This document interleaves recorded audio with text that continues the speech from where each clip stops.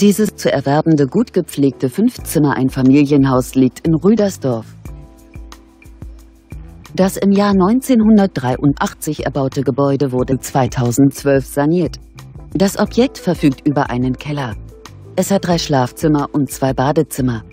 Die Ausstattung befindet sich in einem ordentlichen Zustand.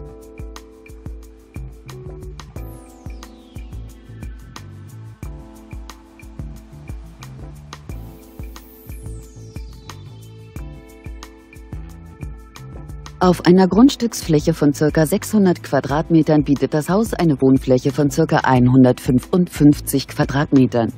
Der Kaufpreis des Gebäudes beläuft sich auf 229.000 Euro. Wir informieren Sie gerne unter eingeblendetem Kontakt näher.